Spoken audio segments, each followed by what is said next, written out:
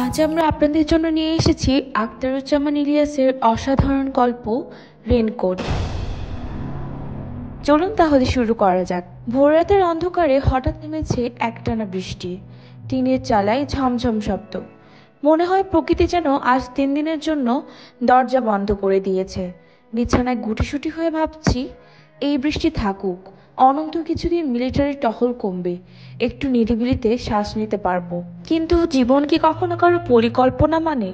হঠাৎ ঢং ঢং ঢং, দরজায় এমন প্রবল কড়া নাড়ে যে মনে হলো পুরো ঘর দুলে উঠল। বুকের ভিতরটা হু হু করে ওঠে।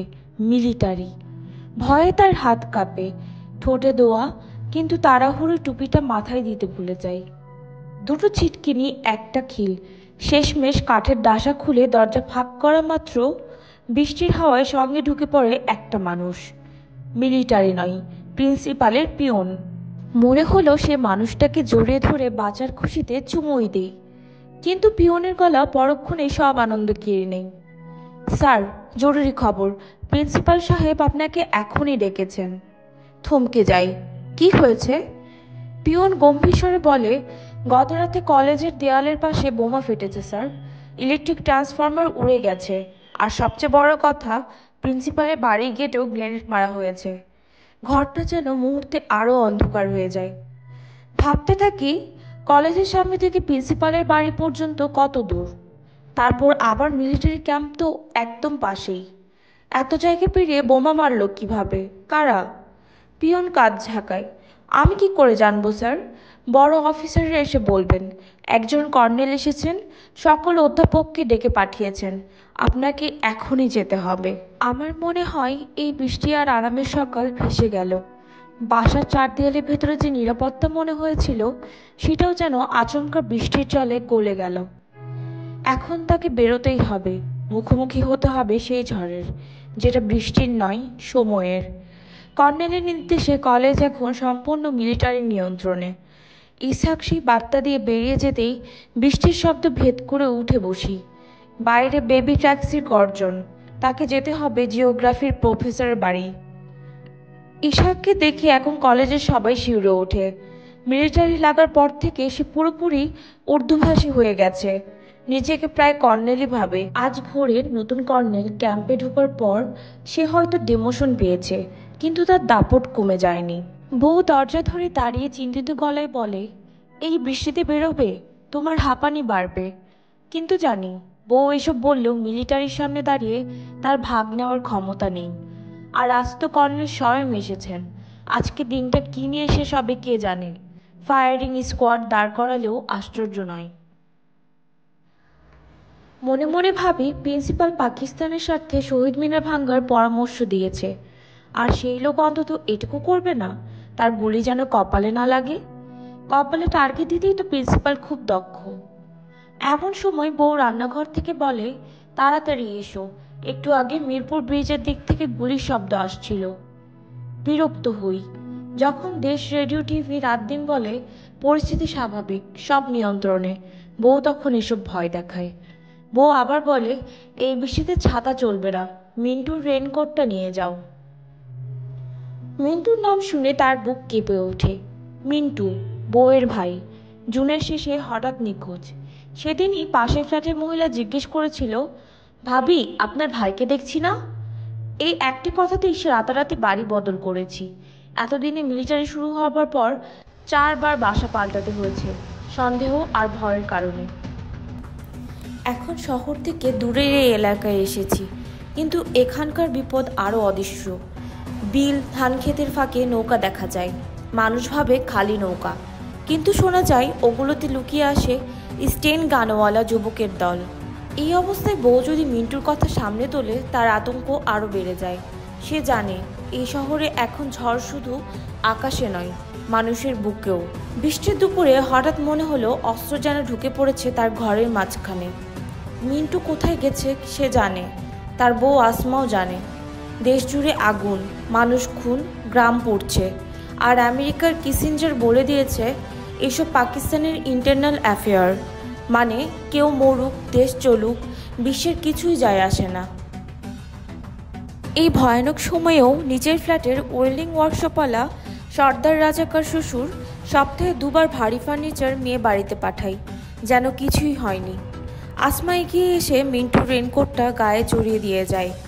ঠিক ফিট হচ্ছে তো? মিন্টু তো অনেক লম্বা ছিল। আবার মিন্টু? এই ভাইপ্রীতি নুরুল হুদার বুকের ভেতর কাটা হয়ে বিঁধে। এমন সময় 2-2.5 বছর মেয়ে চেঁচিয়ে ওঠে, আব্বু, ছোট মামা হয়েছে।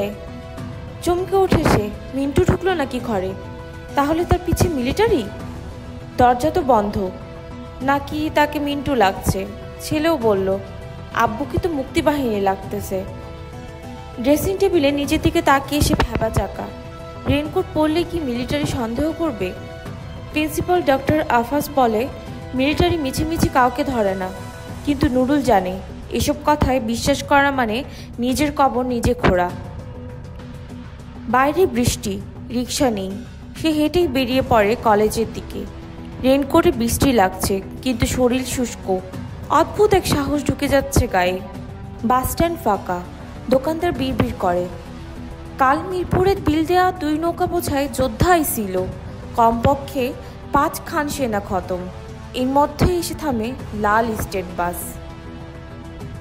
বাসে উঠতেই 2 যাত্রী লাফ মেরে নেমে পালায়। তার রেনকোট দেখে যেন ভয় পেয়েছে। পেছনে 3 জনও পরে স্টপেজ নেমে দৌড় দেয়। নুরুলের মনে হয় মিন্টুর রেনকোট তাকে বিপদ থেকে বাঁচাচ্ছে। চোর, পকেটমার, রাজাকার সবাই তাকে ভয় পাচ্ছে। হঠাৎ বাস থামে নির্মীয়মান মসজিদের সামনে।